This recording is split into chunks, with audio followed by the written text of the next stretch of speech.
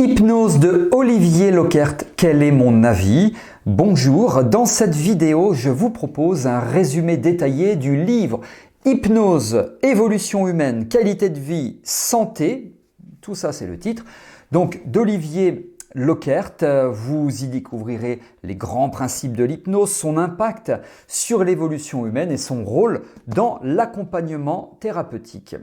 Je vais également vous partager mon avis critique sur cet ouvrage, ce que j'ai trouvé pertinent, inspirant, mais aussi les points qui, selon moi, mériteraient d'être améliorés.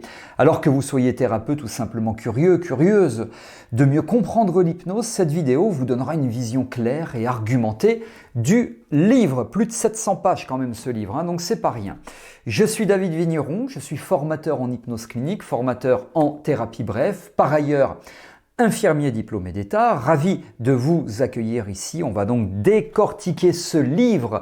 Olivier Lockert, il explore dedans l'hypnose. L'hypnose sous toutes ses facettes, si je peux dire, en mettant particulièrement l'accent sur son lien avec l'évolution humaine, la qualité de vie et la santé. Ça tombe bien, c'est un peu le titre quand même. Alors, l'ouvrage, il ne se contente pas de présenter des techniques, il propose une véritable philosophie de l'hypnose, à la croisée de la PNL, de la thérapie brève et d'une approche humaniste du fameux changement.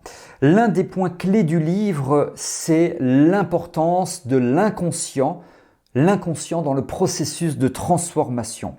Il insiste sur le fait que l'inconscient est bien plus qu'un simple réservoir de souvenirs et d'automatismes.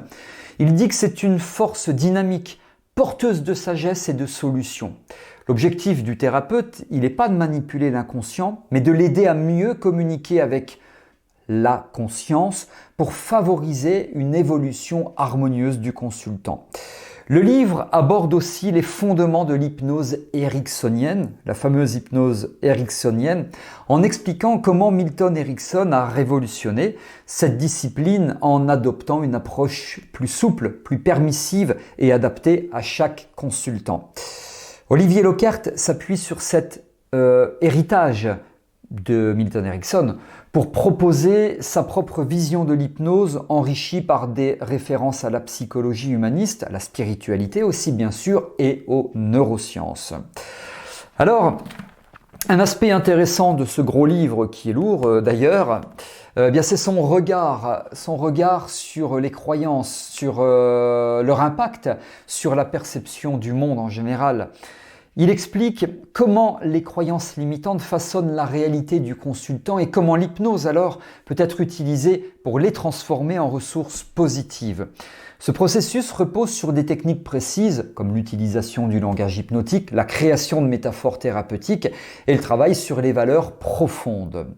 L'hypnose, elle est aussi présentée comme un outil puissant d'auto-évolution.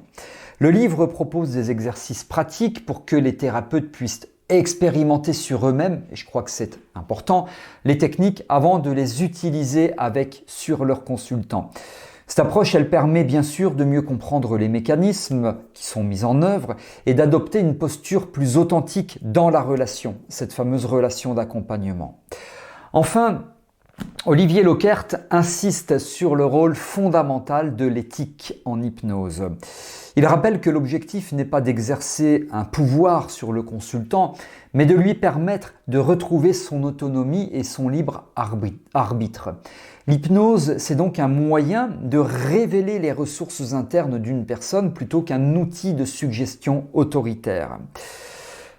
Alors, je pense que ce livre, c'est une véritable mine d'or pour toute personne qui s'intéresse à l'hypnose et à son impact aussi bien sûr sur l'évolution humaine. J'en parlais au début de cette vidéo.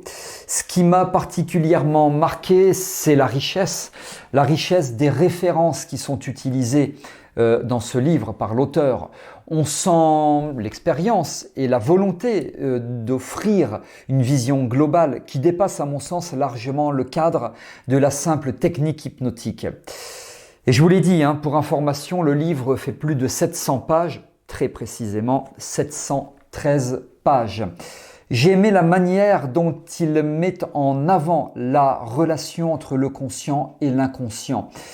Il ne présente pas l'hypnose comme un moyen de contrôle, mais comme un outil de communication intérieure. Cette approche humaniste, elle est essentielle pour un thérapeute parce qu'elle invite à respecter la singularité de chaque individu et à travailler en collaboration avec lui plutôt que sur lui. Un autre point fort du livre, c'est l'importance accordée à l'auto-apprentissage. L'auteur encourage les thérapeutes à expérimenter eux-mêmes les techniques avant de les proposer à leurs consultants. C'est une démarche essentielle pour développer une pratique solide, fiable et donc éviter d'appliquer des protocoles de manière rigide, mécanique ou, pardonnez-moi l'expression, un petit peu bêtement. J'ai aussi apprécié la mise en garde sur les fameuses croyances limitantes. Beaucoup de thérapeutes, à mon sens en tout cas, sous-estiment l'influence de leurs propres croyances sur leur pratique. Eh bien, ce livre rappelle que pour accompagner efficacement un consultant, il faut d'abord travailler sur soi-même, je l'ai dit, remettre en question ses propres certitudes et cultiver une véritable ouverture d'esprit. Alors cependant, tout n'est pas parfait. Eh oui. À plusieurs moments, j'ai trouvé quand même que le livre manquait de structure. Moi, j'aime bien quand c'est structuré. Les informations, elles sont riches, ok, ça c'est clair, mais c'est parfois un petit peu dispersé, ce qui peut donner l'impression de sauter d'un sujet à l'autre sans fil conducteur clair et précis. Alors, personnellement, j'aurais aimé une progression plus linéaire avec des chapitres mieux organisés pour faciliter l'assimilation de tous ces concepts.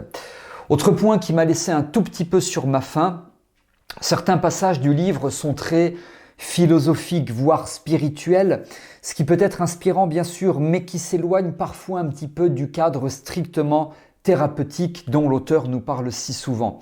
Alors bien sûr, ça plaira à certaines personnes, mais d'autres pourraient regretter un manque de pragmatisme sur certains aspects. Vous le lisez, vous verrez, chacun se fera son propre point de vue. Enfin, bien que le livre aborde des techniques concrètes, j'aurais vraiment aimé voir plus d'exemples de séances détaillées, ce que j'appelle les fameuses études de cas, avec des partages d'exemples, donc d'études de cas un peu plus approfondis, enfin pas un peu plus, mais approfondis. Certains concepts restent assez théoriques et même si l'approche globale est passionnante, et elle l'est, et je le redis, je trouve que ça manque parfois un peu de démonstration précise de mise en pratique et ça pourrait être fait, assuré via ces études de cas. Mais, gardons en tête que c'est un livre et ce n'est pas une formation en papier. Donc au final, ce livre pour moi, il est une lecture incontournable pour tout thérapeute qui veut enrichir sa compréhension de l'hypnose et de son impact sur l'évolution humaine. Il ne se contente pas d'expliquer des techniques, il invite à réfléchir sur la posture du thérapeute, sur la relation entre le conscient et l'inconscient et sur l'importance de l'éthique dans la pratique de l'hypnose. Alors vous l'avez compris, je le redis, je vous recommande sa lecture, j'en fais un petit peu la pub, voilà, c'est celui-ci. Une lecture approfondie si vous êtes thérapeute, bien sûr. Vous devrez, à mon sens, prendre des notes parce que vous allez essayer, vous devez en tirer un maximum de connaissances. Voilà pour ce livre, vous avez la possibilité d'intégrer mon canal Telegram, c'est tout à fait gratuit pour cela. Sous cette vidéo, vous avez tout ce qu'il faut pour intégrer mon canal Telegram, alors allez-y. Profitez-en, je partage des tas de choses, des contenus gratuits mais qui sont exclusifs à ce canal Telegram. Merci de m'avoir écouté. Une petite précision avant de clore, vous avez la possibilité de vous abonner à ma chaîne YouTube. Pour cela, cliquez sur le bouton s'abonner et activez la cloche de notification pour être informé lorsque je sors de nouvelles vidéos d'ailleurs, que peut-être là vous avez apprécié. Si c'est le cas, vous pouvez cliquer sur le pouce bleu et ça m'encourage à vous proposer d'autres contenus. Merci de m'avoir suivi, merci d'avoir été attentif et attentive. Je vous retrouve avec grand plaisir dans de prochaines vidéos. À très bientôt.